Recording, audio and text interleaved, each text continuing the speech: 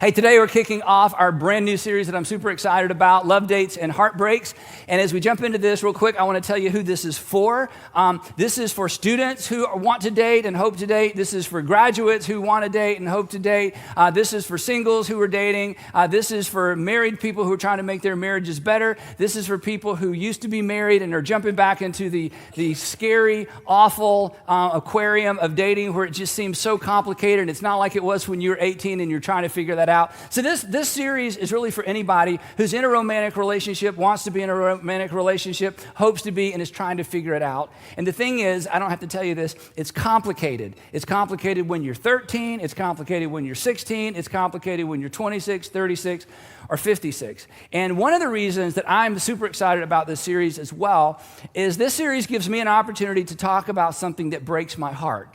And, a few years ago, I challenged you. I said, hey, what breaks your heart? Because sometimes when people answer the question, what breaks my heart, it leads to extraordinary change and extraordinary things in culture.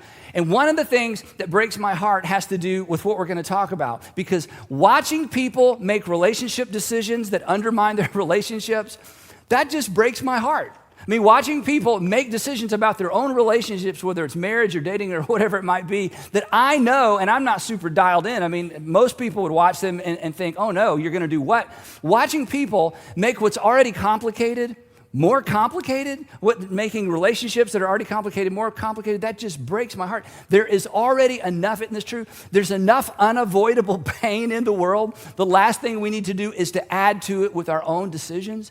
And like you, it's not just me. Sometimes I watch people and I think, have you thought that through? I mean, have you really thought that through? Or have you really ever seen that work out anywhere else with anybody else? I mean, it works out on Netflix, but I mean, in the real world, have you ever seen that actually work out in a real relationship, right? You've had these same thoughts, or I think, has no one warned you about this? I mean, did your mama not warn you, or your grandmama, or your dad, or a friend, or a roommate? I mean, am I the only one trying to get in your way to say, hey, you need to think this through?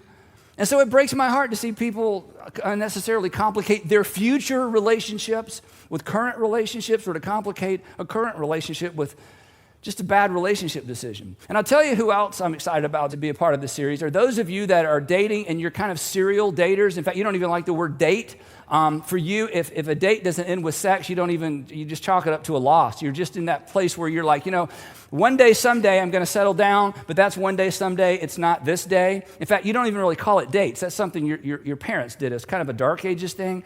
But you're in a season of life, and you're not ashamed of it. You're not bashful about it. This is just where you are, where it's kind of a use them and lose them, kind of rotate through, and you're not always honest, and you don't always follow through. And yeah, I'll call you, I'll text you, and you never do. And hey, is it okay? Yeah, you go ahead. But then you're just in that world where you're just kind of playing the game.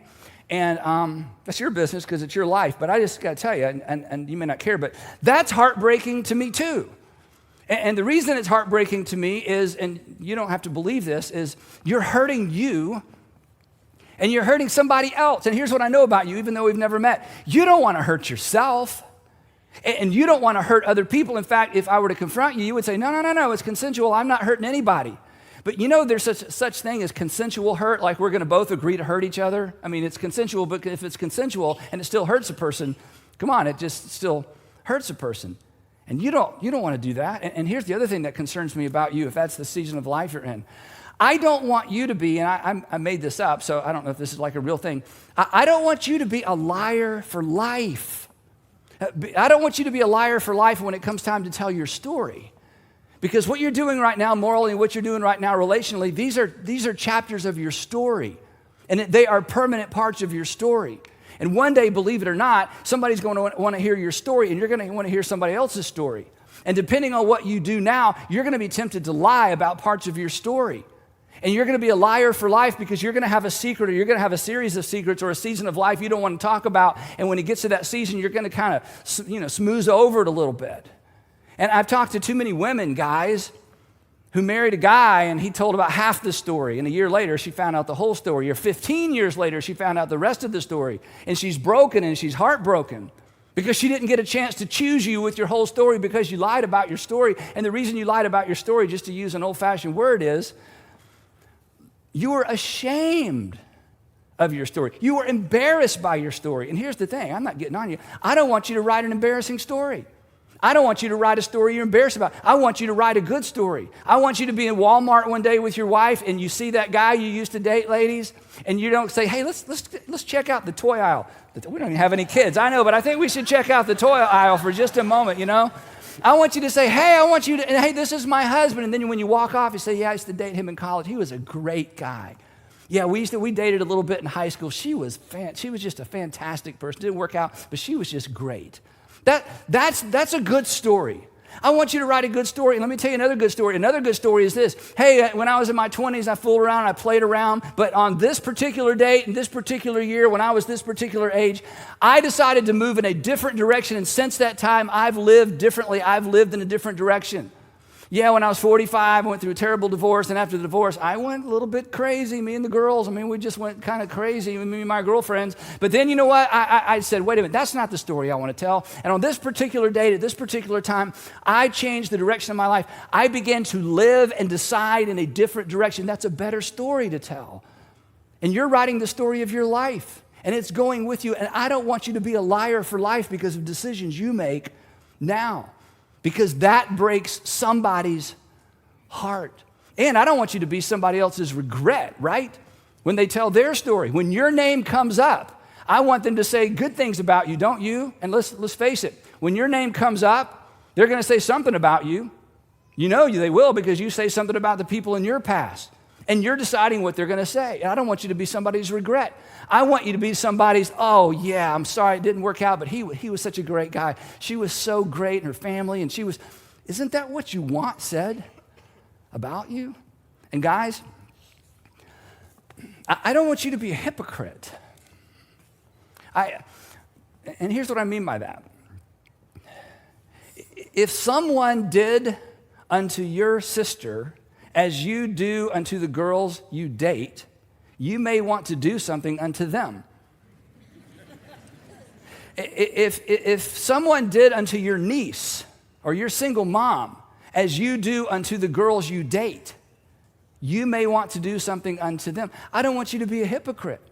I don't want you to expect one thing for the people you love and treat women different than what you would want a man to treat the women that you love. I just don't want you to be a hypocrite. Here's what I know about you. You don't like hypocrites. It's one of the reasons you don't go to church. The church is full of hypocrites. So maybe you're right. Don't join us, okay? Right? I mean, don't let there be duplicity. Don't live a double life. Don't live with a double standard, because ultimately that hurts you and that hurts other people, and that just kind of breaks my heart, because it sets you up for trouble that you don't need in the future. And ladies, and I don't like to really talk to ladies. I've never been one, okay? So I realize as soon as I move in this direction, I step out on very thin ice, so I'll just kind of put out there and head backstage. But ladies, I don't want you to be treated like a commodity. Or let me say it the harsher way. I don't want you to allow yourself to be treated like a commodity. And many times, it's your decision. And you know what a commodity is? A commodity is something that's bought and sold and traded and sometimes eventually just discarded. And maybe depending on your life and culture and the way you've managed your relationships, maybe you started to feel a little bit like a commodity. I don't want you to feel that way. I want you to feel like someone who has extraordinary value and extraordinary worth, not just based on what God says about you, but based on the way that men treat you. And men, I want you, and this is kind of an old-fashioned word too, I want you to step up. I want you to be gentlemen. See, gentlemen is powerful. Self-control is powerful. Deferring to the wishes of another person is powerful. Kindness is powerful. Grace and mercy is powerful. And ladies, don't you wish there were more gentlemen? And ladies, I wish you would do whatever you have to do, whatever is in your control to decide.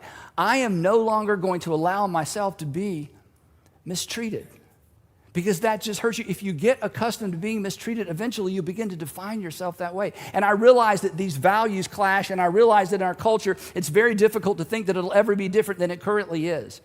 But this series is about helping you begin to think differently about yourself and about your future.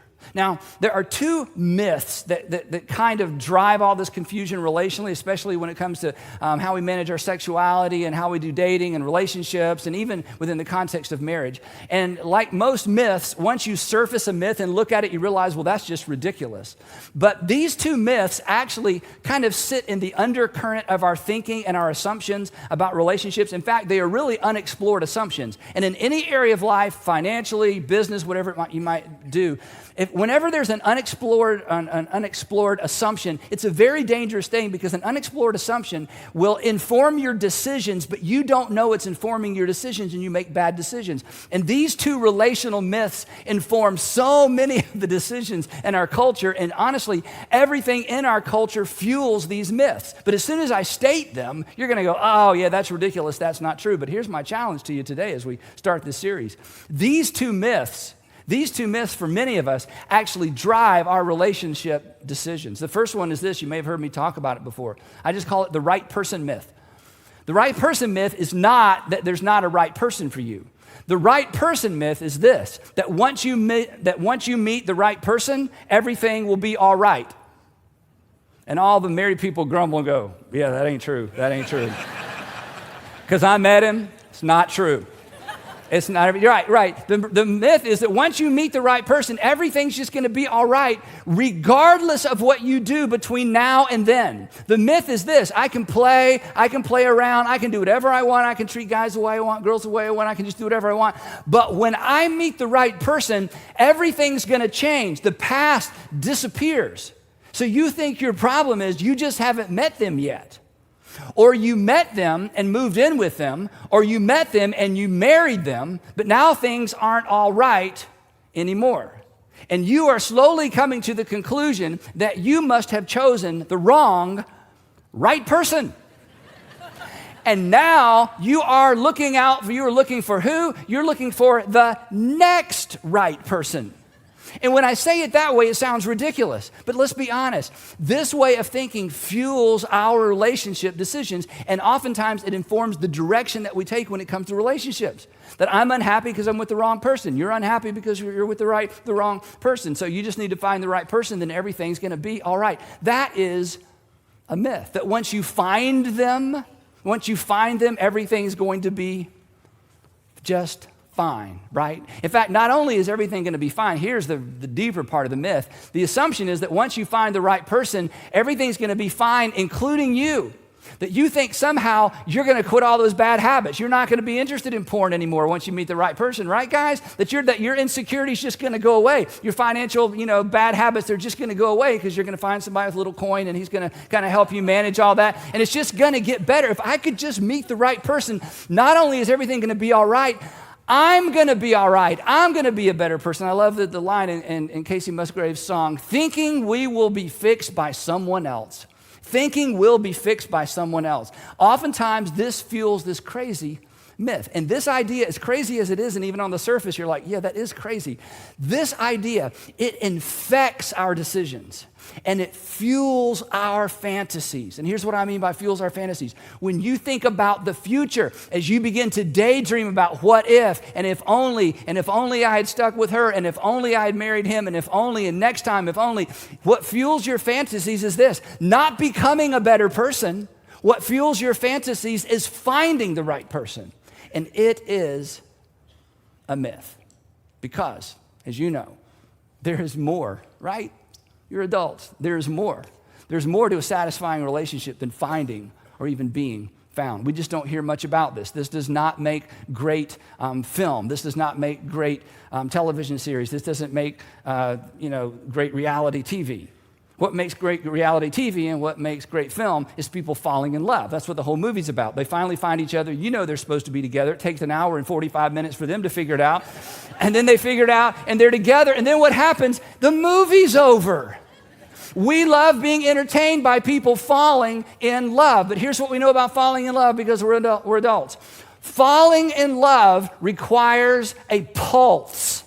Falling in love requires a pulse. If you have a pulse, you can fall in love. Staying in love requires so much more, and this series is about the so much more. But of course, we're not entertained by the so much more. It's nobody's fault. It's just kind of the way it is. The second myth I call the promise myth. There's the right person myth and the promise myth. This myth maintains that basically when it comes to satisfying, long-term relationships, that all we need to do is make a promise. That when it comes to relationships, a promise actually replaces the need for preparation. That a promise replaces the need for preparation. That you can commit, promise, or vow your way into a healthy, satisfying, mutually satisfying relationship. That you can vow or promise or commit your way into a successful future, which is ridiculous. And that everything that came before can be overcome with two things: a promise and a party. A promise and a party. You're going to stand at an altar and make a promise, then you're going to have a big party. The past disappears. You're going to be a brand new person, a completely different kind of person, and you can promise or commit or vow your way into the future, and your spouse, your fiance can promise or commit or vow his or her way into the future as well. But promises, you know this, right? Again, you surface these myths. It's like, yeah, that can't be true. Promises are never a substitute for preparation, right? We know this in every other arena of life except relationships. We know this in academics. You can't promise yourself to a degree. You have to study.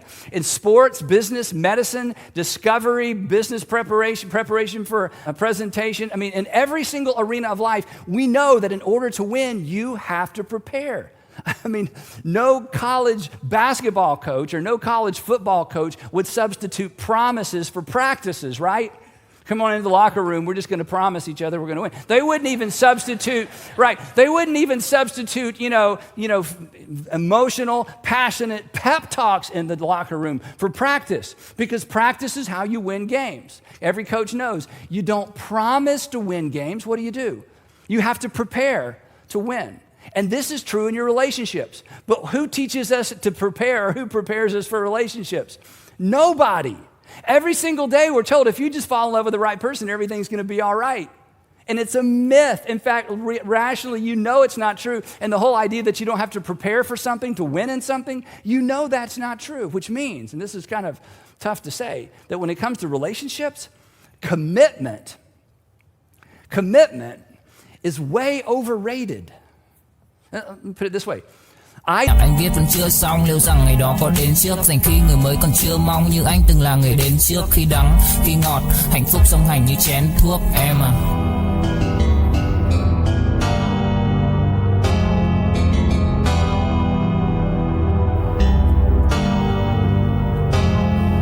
Đầu em lúc nào cũng đơn giản, em ca từ anh chỉ mộc mạc, không cần quá nhiều điều cao siêu. Mọi thứ bắt nguồn từ gốc gác, không phải bông đùa hay chốc lát, càng không tự nhiên mà bộc phát. Là bao nhiêu ngày tháng suy tư và thể chẳng anh dần hốc hác. Em hâm em ngu si, anh âm thầm như cu ly, chỉ biết yêu em không chủ ý, dù em nhạt nhẽo chẳng thú vị. Khóe mắt của em là vũ khí, nhìn em vui vẻ đã đủ cười, không dám. Do doesn't mean you can. Saying I didn't, in fact, you know this because you have been to weddings, haven't you? You've been to weddings, you sat sort of toward the back, and they got up there, and I'll love you forever and ever, you're my sweetest, and they wrote their own vows, and they got lyrics of songs in there, and music's playing, and you're sitting in the back going, take luck. You good luck. What are the odds of this? You're not trying to be negative. You don't want to be negative. Here's what you know intuitively. You know they're not prepared. They're not prepared because they haven't been honest. They're not prepared because they haven't dealt with their bad habits. They're not prepared because they're immature. There's a lot of reasons, a lot of it beyond their control. You just kind of know the odds of them making it. They mean well. It was a great party. Oh my goodness, and their vows were beautiful. But come on, we're adults. You don't vow your way into a successful future relationally. You have to prepare. Listen, especially if you've never been married. Saying I do does not make you capable. Saying I do makes you accountable. Saying I do doesn't make you capable, it makes you accountable. And here's the bad news. When you're accountable, but not capable, you're miserable. When you're accountable, I'm stuck in this, but I don't know what to do with this, and I don't know how to fix it, and I don't know how to make it better, you're just miserable. So here's a brilliant statement. I mean, it's amazing, my intellect. If you aren't preparing, you won't be prepared. I probably need to explain that. I mean, it's pretty deep. Let me go slow, right? I mean, again, it's just kind of common sense, but I'm telling you, you know this. When it comes to relationships, common sense is not common. We just ignore all the rules that we employ in every other arena of life. I want you to be prepared. And for those of you that are in a relationship or you're married, I want you to start preparing because you're in. And yes, you love her, and yes, you love him, and you have kids together, and you're wondering, can we fix this? Of course you can. But you don't fix it by just trying to, do what you did in the beginning and try to keep falling back in love with each other. There's a way forward, and that's why we're doing this series. Now, this is where the message of Jesus just comes alive. This is where following Jesus makes all the difference right now in this world, in this life, in your current relationship. You've heard me say so many times, following Jesus will make your life better. Following Jesus will make you better at life. Well, following Jesus will make your life better, and following Jesus will make you better at relationships. It'll make you a better boyfriend, a better girlfriend, a better husband, a better wife, a better parent, a better fiance, a better future husband, a better future wife. That following Jesus will make you better at life. In fact, following Jesus will make you better at life before you come to the conclusion as to whether or not you believe Jesus is the Son of God. Because Jesus left us with one relational principle that is so extraordinarily powerful, so defining. It's kind of the driving force behind everything else that we're going to say throughout this series. Because whereas the teachings of Jesus won't help you find the right person, primarily because people had arranged marriages back when Jesus came along, and by the time they were 13, it was all said and done. It was all buttoned up. I mean, you didn't have much choice. But following Jesus, this is the game changer. Following Jesus will help you become the person. It's why every once in a while, maybe you've had this experience, you meet someone from your past. You knew them in high school, you knew them in college, you knew them in graduate school, you knew them at a previous job maybe. And years go by and you run back into them and they're different, and they're good different. I mean, they're kind of cleaned up and buttoned up, and their eyes are clear, and there's happiness on their face. They seem to have their life together. And you start asking questions, and you discover they became a Jesus follower, and they're different. They didn't meet somebody new. They became somebody new. It's why sometimes when you meet people from the past, it's like you became a different person. Following Jesus will help you become the kind of person that the person you're looking for is looking for. Following Jesus will help you become the kind of person that the person who was hoping for was hoping for. Following Jesus will help you become. Years ago, when I first began putting together this material, the first time I presented it to many of you, about 10 years ago, it's been almost 10 years, it's hard to believe. I just had some conversations with some 20-year-olds in our organization, and a young lady shared a story. She said, I was at home, my mom was ironing, I was sitting on the bed, and I was going on and on and on and on and on about this guy I had met at this party, and he was incredible in his job, and he was good looking, and she said, I was telling her that he was a Christian. And that he was like, Mom, I mean, he's like your kind of Christian, Mom. Like, he's the real deal Christian. Like, he doesn't just talk it, but he was talking about Jesus at this party, and I could tell his faith is real. And she was going on and on about this guy. He was just incredible. And she said her mom stopped ironing and set the iron on the ironing board and looked at her. And she said, honey, the problem is a guy like that is not looking for a girl like you. And she said, I literally fell to the floor and began to weep. This was years ago. And that was the defining turning moment in her life when she realized that's right.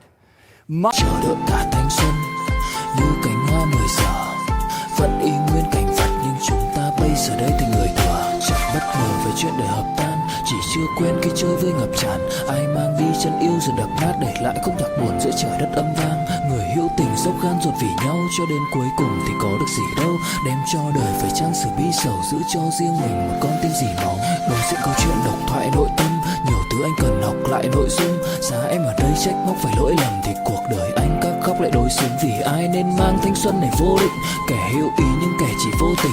Anh giống như Mr. Fantastic bởi vì hạnh phúc của anh biết vô hình. Em ơi. My whole approach to relationships has been I'm going to find someone. It never crossed my mind I needed to become someone. My whole approach, every message I've gotten from culture is if I can find the right person, everything will be all right. It never dawned on me that I need to become the kind of person that the person I'm dreaming of, hoping for, is actually looking for. Which brings us to this question for all of us, married, single, students, graduates, whatever season of life you're in. Are you the person? Are you the person you're looking for is looking for? Are you just looking or are you becoming? And Jesus says, follow me, you'll become. If you're married, here's your version. Are you still the person? Are you still the person they were looking for? Are you still the person they were hoping for? Or have you allowed life and kids and money and stuff and busyness and business to get in the way of what you were becoming, of the person he or she believed she was entering a relationship with? So Jesus steps into the pages of history. We don't have time, but we can't even begin to imagine the culture he stepped into. Prostitution was a way of life. Prostitution was birth control for the Romans and the Greeks because they didn't want to keep adding kids to their family and dividing the money. I mean, the world that they stepped into is unimaginable, and in spite of that, Jesus introduces a brand new relational paradigm, that was a game changer beginning in the first century and eventually got the attention of the Roman world and became central in the life of Rome, and since then has circled the globe. A relational paradigm that is simple, it's compelling, it's demanding, of course it is, and it's also rewarding. And here's the coolest thing if you're not a Christian.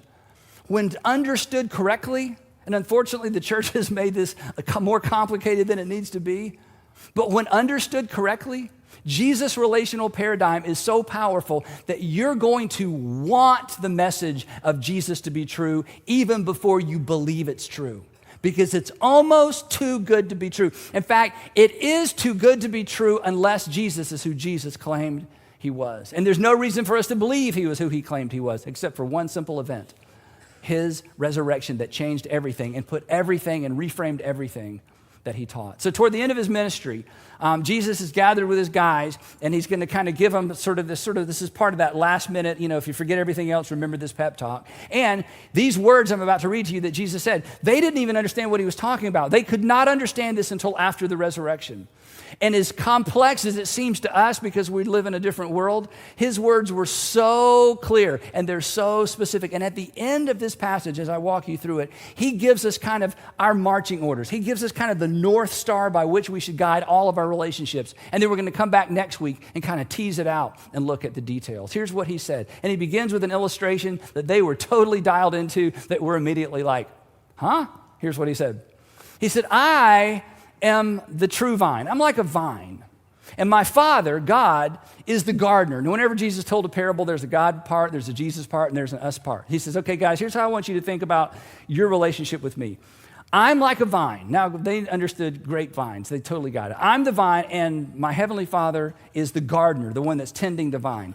He, God, cuts off every branch that's plugged into me, the vine, that doesn't bear any fruit. Why? Because the goal of Jesus and the goal of this whole conversation is to explain how people get connected to Jesus and Jesus bears fruit through them. He says, while every branch that does bear fruit, he prunes it. Why? So there will be more fruit. So the goal clearly is some kind of fruit bearing, to which we say, what's the fruit? And he's going to tell us in just a minute. By the way, your life is bearing fruit too. Everybody's life bears fruit. It's your reputation. It's the outcome of your decisions. It's that story that you like to tell and the story that you don't like to tell. So the idea of our lives having a wake of broken relationships or healthy relationships or debt or financial security, we all have a wake. We've all borne fruit in our life. And Jesus is talking about something that's familiar yet unfamiliar because he's saying, I want you to allow me to bear fruit through you. So he says, here's what you got to do.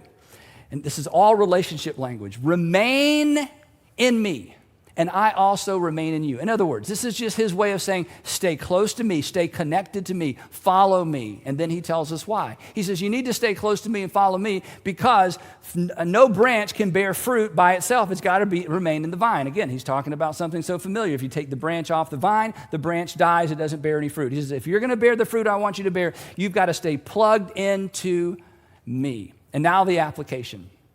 Neither can you, he would say to John and to Matthew and to Andrew sitting there. Neither can you bear fruit unless you remain connected or plugged in to me.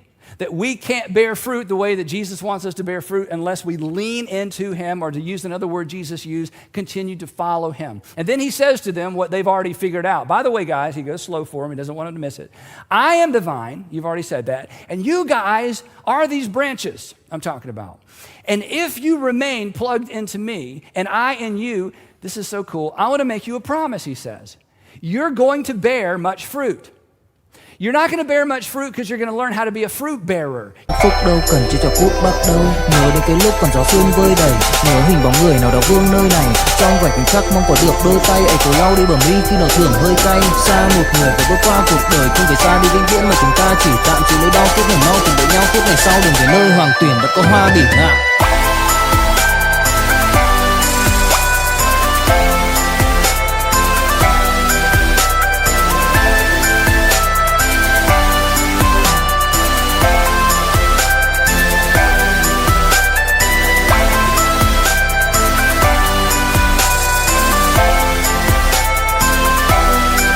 You're going to bear much fruit because you're plugged into and following me. It's why when you met that guy or that girl from your past, they were so different. And when you asked them, what's going on, they didn't talk about, well, I got up every morning, made a list of 5 things I'm going to become, and by golly, I became them.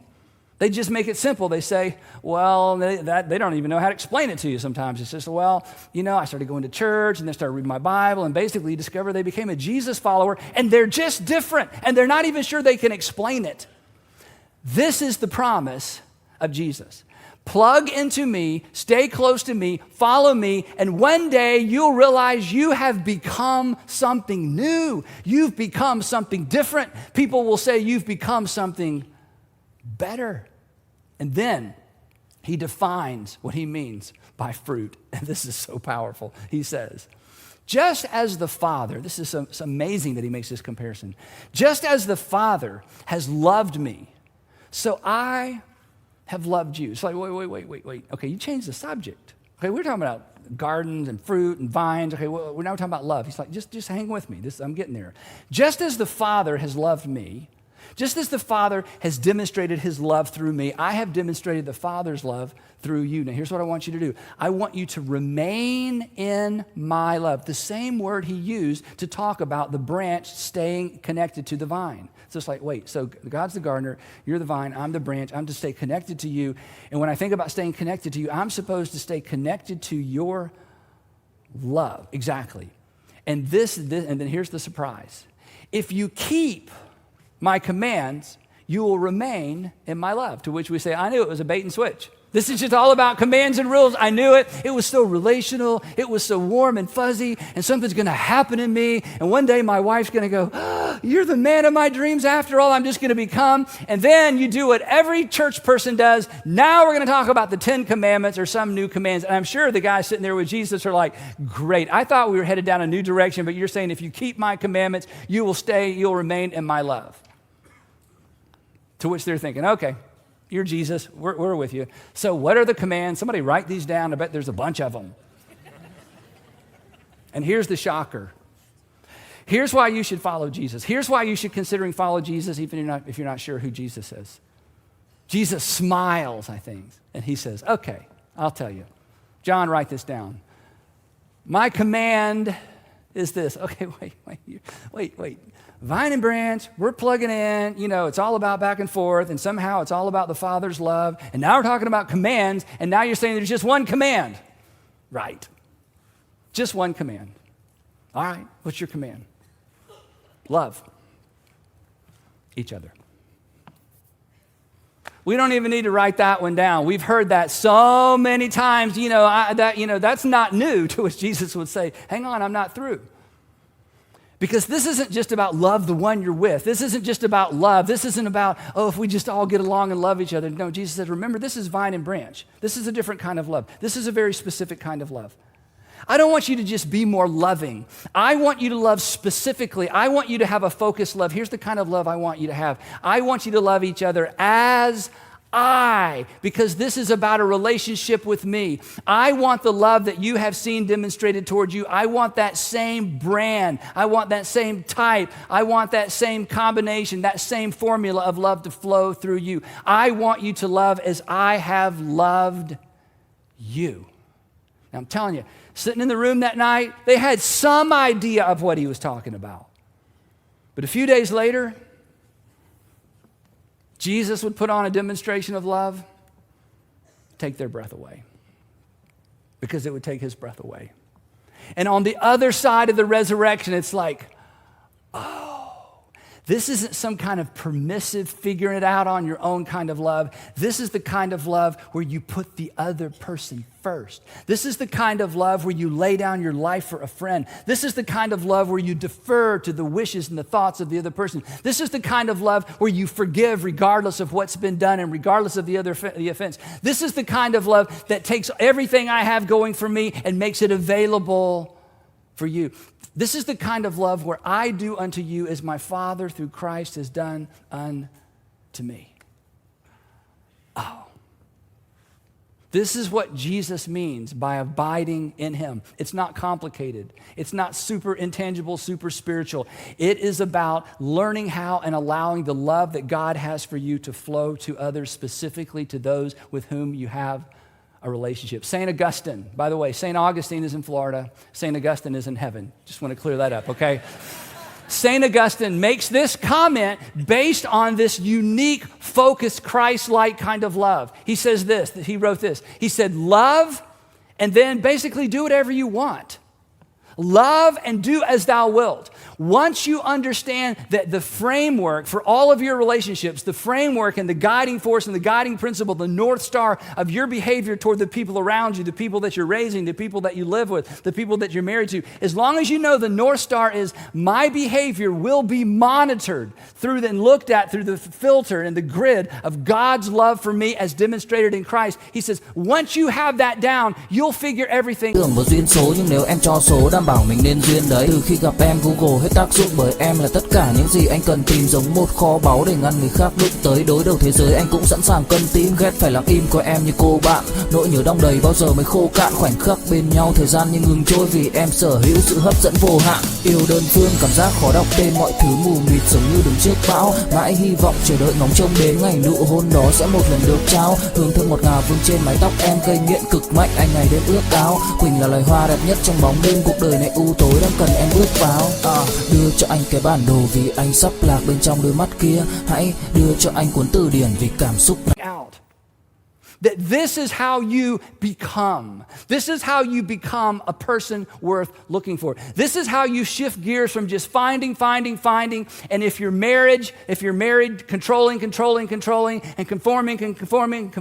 and pressuring, and if I can just ever get her to act the way I want her to act, I'll be happy. And if I could ever get him to stop and to start and to begin and to stop, if I could just get him shaped into the image of what I want, then I would be happy. And Jesus says, that's never going to work. I have an idea. Just follow me and learn from me. In another place he says, because I'm gentle and I'm humble in heart, and you will find rest for your souls, and you will find peace in your relationships. Because I want to teach you how to love as I've loved. And I'm telling you, when two people get on board with this, when two people embrace this approach to relationship, it's amazing what happens. This is how you become a person worth finding, but this is how you become a person worth staying for. This is, as we're going to see, this is how you prepare to commit. This is how you prepare to stay committed. This is how you make whatever relationship you're in better, because both people are becoming, and they're becoming in the same direction.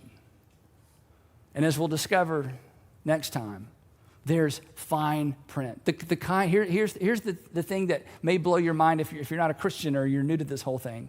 That the kind of person that Jesus wants to lead you to become, if you become one of his followers, is actually the kind of person we're all ultimately looking for and all ultimately want to be or to become. That what you're going to discover when you open the pages of the New Testament, and as we look at what Jesus says specifically, you're going to discover, oh, well, that's sort of the kind of person I wanted to be anyway. Oh, well, I would love to meet a person who loved me like God through Christ loved him or her. And yeah, I would love to think, it seems far off to me, and I can't imagine ever getting there, but I would love to think that I'm that kind of person. Now, I get criticized for this sometimes. If what you've heard me say is it's just all about love, that's not what I've said, because that's not what Jesus said. And if the whole idea of just love, we're just going to love each other, it seems so permissive, it seems so undefined, it seems like anything goes, then you don't understand God's love as exemplified through Christ. So what we're going to do next time, this is going to be fun. In fact, the next 2 weeks are going to be extremely practical, is we're going to look at the fine print, because there's always fine print, right? But here's the cool thing. This fine print will make you fine. Okay? It will make you worth finding and keeping, no losing, and less weeping.